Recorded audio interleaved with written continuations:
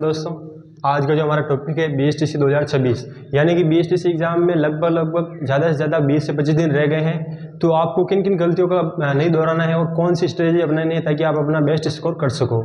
दोस्तों, मेरा जो भी एक्सपीरियंस रहा है, मैंने भी पिछले साल एग्जाम दिया था और मैं भी अभी बीएसटीसी सेकंड ईयर में आ गया हूँ। तो मैंने किस तरह की रणनीति अपनाई थी और कौन से पोर्शन को किस तरह से डिवाइड करके पढ़ा था और किस पोर्शन को कितना टाइम देना है, वो सब भी हम डिस्कस करेंगे। मेरा जो भी अनुभव रहा है पर्सनली मैं आपको साझा करूँगा, ठीक है। और कौन कौन सी गलतियाँ हैं जो लास्ट के 20 से 25 दिनों को आपको नहीं करनी है, ठीक है। और जितना हो सके हर पोर्शन में मैं समझाऊंगा, जितना हो सके आपको हेल्प मिलेगी, बस आप लास्ट तक देखना, ठीक है दोस्तों। सबसे पहले हम इस पोर्शन को 5 भागों में डिवाइड करके पढ़ेंगे।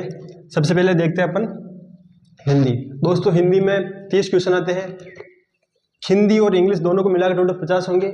इंग्लिश में आते हैं 20 क्वेश्चन, हिंदी में आते हैं अपने 30 क्वेश्चन, ठीक है दोस्तों। अगर आप लास्ट के दिनों में है तो लेक्चर लेने का कोई फायदा नहीं रहेगा, और अगर आपने पहले पढ़ रखी है जितना हो सके उतना आप हिंदी में आप प्रैक्टिस करिए या बार बार रिवाइज करिए, ठीक है। हिंदी के लिए सबसे बेस्ट बुक है अपने 9 से 12 तक की जो बुक चलती है ना हिंदी व्याकरण की, वो इसके लिए सबसे बेस्ट है, ठीक है। हिंदी के लिए तो अगर आप इसमें 20 से 25 या 20 तक भी आप अटेम्प्ट कर पा रहे हो सही बिल्कुल, तो आपके हिंदी में काफ़ी अच्छा स्कोर हो जाएगा, ठीक है। बाकी जो 20 नंबर है जो इंग्लिश में, उसमें भी आप अच्छे खासे कर सकते हो। ग्रामर वगैरह जो भी पोर्शन होता है, tense, active passive, direct indirect, modal इत्यादि जो बहुत सारे ग्रामर के पोर्शन होते हैं ना, उस पर आप फोकस करिए तो आपका हिंदी और इंग्लिश को मिलाकर लगभग 50 में से 30 से 40 के बीच में हो सकते हैं, ठीक है। तो आपको इंग्लिश को ज़्यादा फोकस नहीं करना है, केवल जो ग्रामर पोर्शन है ना उसी को आपको फॉलो करना है, ठीक है। बाकी हिंदी को आप ज़्यादा देख सकते हो क्योंकि हिंदी थोड़ी ईजी पड़ती है इंग्लिश की तुलना में, ठीक है।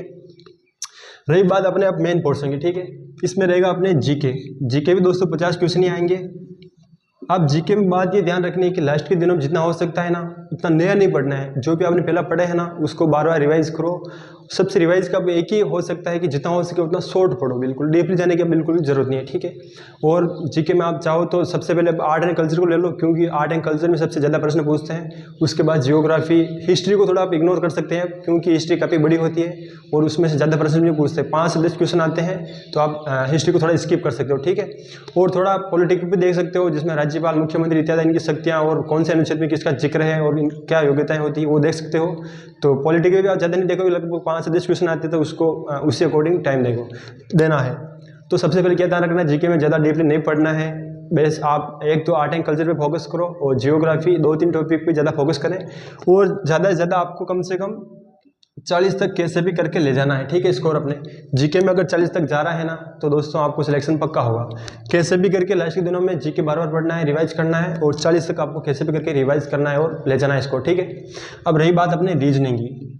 दोस्तों, रीजनिंग एक ऐसा टॉपिक है जो आपको पूरे में से पूरे मार्क्स भी दिला सकती है, क्योंकि आप जितनी प्रैक्टिस होगी उतना ज़्यादा टाइमिंग होगा आपका, उतने ज़्यादा आप क्वेश्चन अटेम्प्ट कर पाओगे और उतने ज़्यादा आपके सही होंगे, ठीक है।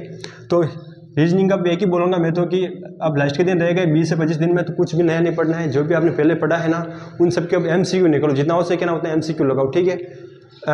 मैं बताऊं मेरी तरफ से, मैंने जो MCQ बुक लाया था, मैं लाया था रामनिवास मात्रे करके एक बुक आती है, उसके लिए मैंने वो MCQ बुक ली थी, ठीक है। मैंने उससे लगभग हर एक पोर्शन को मैंने अटेम्प्ट किया था और जो भी क्वेश्चन थे ना सारे सोल्व किए थे। अगर वो आप सोल्व कर दोगे तो उससे बार आपको पढ़ने की कोई भी ज़रूरत नहीं है, ठीक है।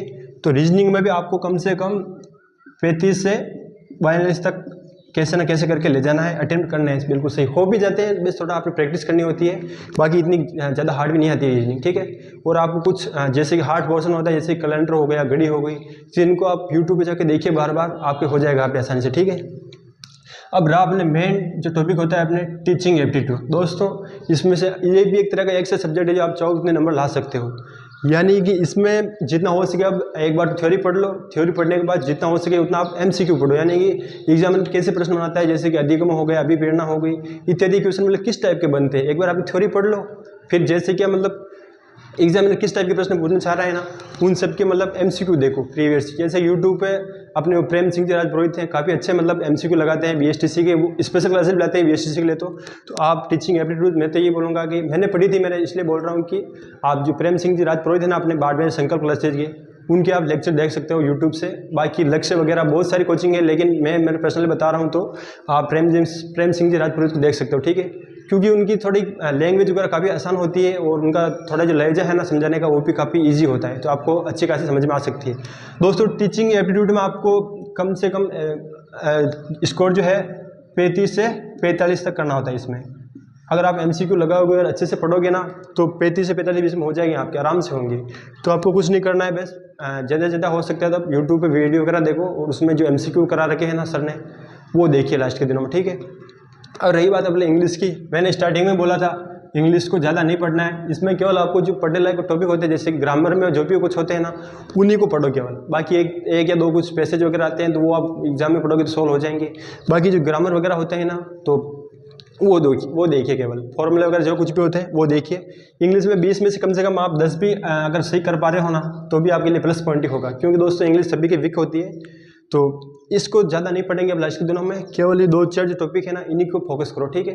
तो इंग्लिश को इतना ज़्यादा नहीं पढ़ना है, केवल ऊपर से पढ़ना है, जो कुछ टॉपिक है ग्रामर के केवल उन्हीं पर ध्यान देना, ठीक है। बाकी इस प्रकार आप टोटल करोगे तो आपके अच्छा खासा 450 प्लस स्कोर हो सकता है आराम से। तो दोस्तों 450 प्लस आपको मतलब गृह जिले में आपका जो कुछ होता है ना टॉप कॉलेज, वो मिल सकता है। तो अब इस प्रकार स्ट्रेटेजी अपना सकते हो, ठीक है।